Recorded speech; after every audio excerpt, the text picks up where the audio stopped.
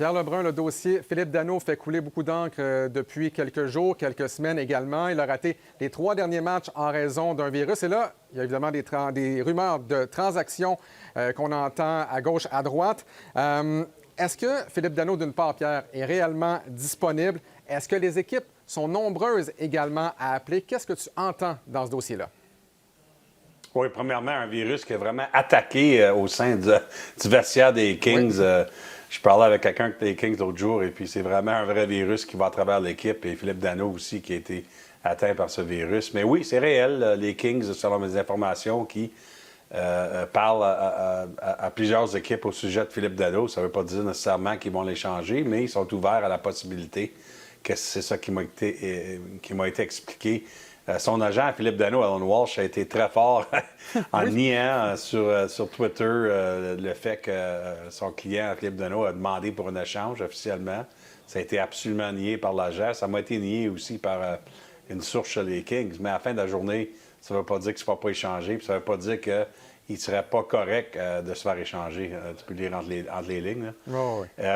Puis écoute, malgré le fait que Philippe Danault n'a aucun but cette saison, ça ne change pas le fait qu'il y a plusieurs équipes qui appellent Los Angeles. Ça te démontre comment c'est rare qu'il y ait un centre qui est sur le marché des échanges. C'est tellement difficile d'aller chercher des joueurs de centre. Parmi les équipes que, selon mes informations, ont au moins fait un appel, va voir ce qui se passe avec Philippe Danault. Oui, le Canadien de Montréal a fait un appel, ainsi que Utah, New Jersey. Tu sais, toutes les équipes que tu peux penser où pourraient s'aider avec un joueur de centre. Mais est-ce qu'il va se faire échanger?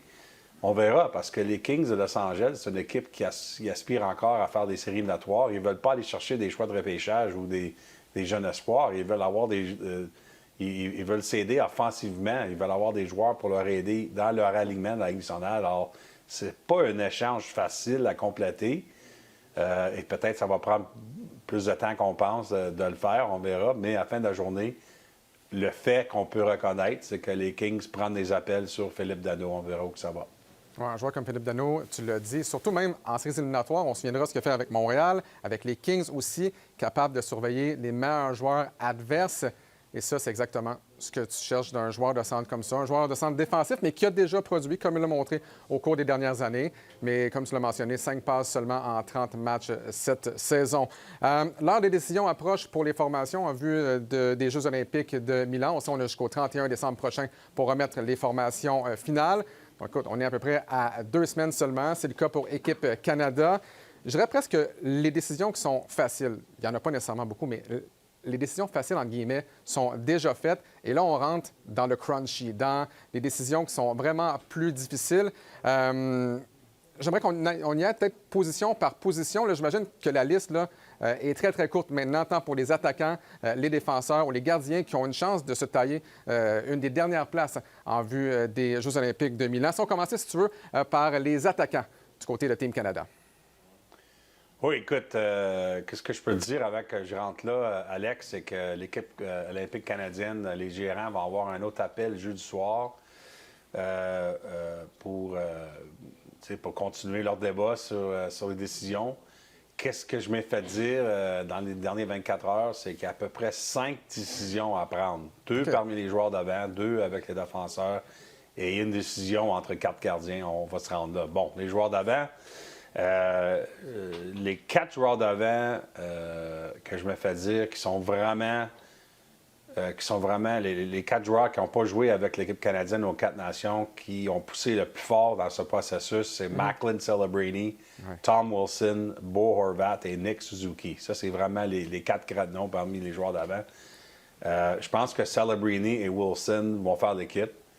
Et là, il s'agit de décider entre Horvat et Suzuki. Est-ce qu'on a la place de prendre les deux ou juste un ou l'autre? Pas encore décidé. Et la raison que ce n'est pas encore décidé, je crois, c'est qu'il y a un autre débat. Puis l'autre débat, c'est que si on prend Tom Wilson, puis je crois que l'équipe canadienne va le prendre, est-ce que tu peux prendre Tom Wilson, Sam Bennett ainsi que Brad Marchand, toutes les 3, ou juste 2 des 3, ou juste 1 des 3? Et ça, c'est un autre débat que je me fais dire qui continue à l'intérieur de l'équipe olympique canadienne. Alors, évidemment, tout est lié à l'autre, parmi tous ces noms-là. Et puis, il y a encore 2 semaines à aller avant qu'on prenne ces décisions-là. Imagine, Wilson, Bennett, Marchand, Ça brasserait, ce sont des agitateurs. À savoir, dans un contexte olympique, à quel point c'est ce que tu veux. Est-ce que tu y vas pour des gars capables de frapper, un peu comme la formation américaine? Est-ce que tu y vas avec des gars élites, avec beaucoup de talent, de marqueurs purs? C'est toujours cette décision-là. C'est un équilibre. Et c'est pour ça que c'est si difficile, justement, à trouver qui va être de la formation canadienne. Du côté de la défense maintenant, est-ce qu'on risque d'y aller vraiment avec des défenseurs qui ont joué aux Quatre Nations? Est-ce qu'il y aura beaucoup de nouveaux venus? Quels sont les noms que tu entends récemment?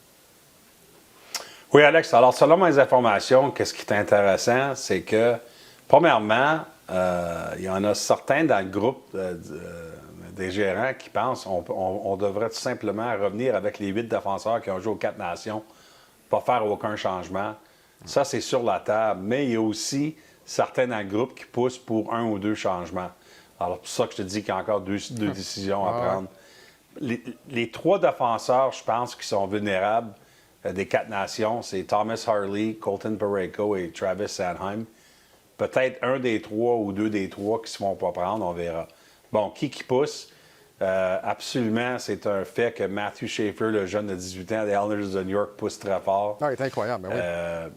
Oui, c'est incroyable. Et puis je pense qu'il y a un débat à l'interne de l'équipe canadienne olympique. Est-ce qu'on prend Schaefer comme notre 8e défenseur, puis ensuite on voit ce qu'il peut faire de là?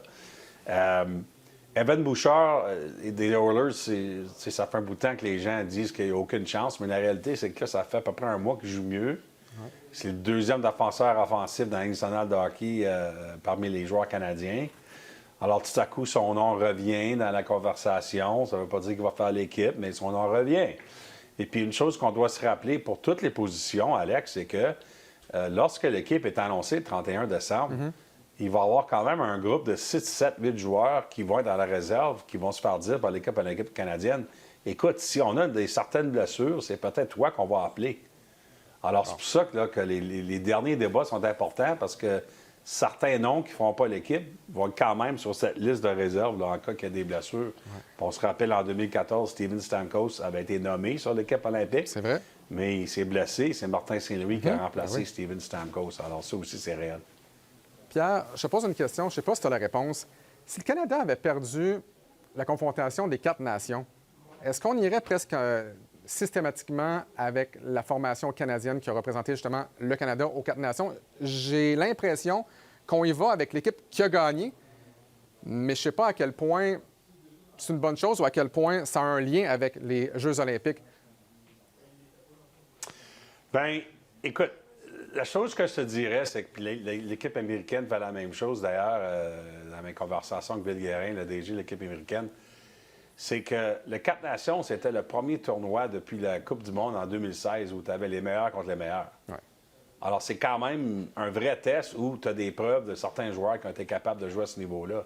C'est vrai. Alors, c'est pour ça que c'est difficile pour les Américains et les Canadiens d'enlever des joueurs de ces équipes-là parce qu'on a quand même le genre de preuves dans cet environnement qu'on n'avait aucune façon de savoir avec cette génération de joueurs qui n'ont jamais joué à ce niveau-là depuis la Coupe du monde en 2016 et les Olympiques en 2014. Alors, c'est pour ça qu'il y a tellement...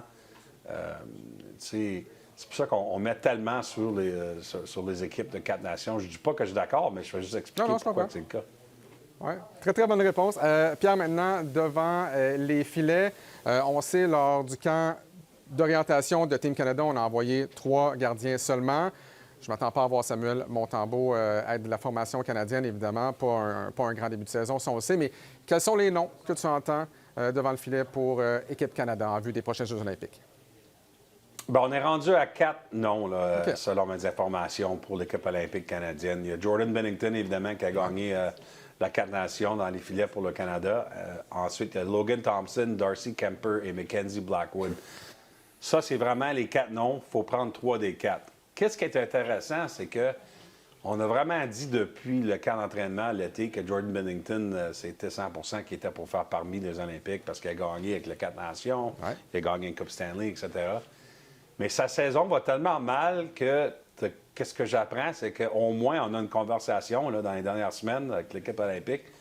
Est-ce qu'on est sûr là, qu'on va le prendre à 100% parce que ça va mal pour Jordan Binnington?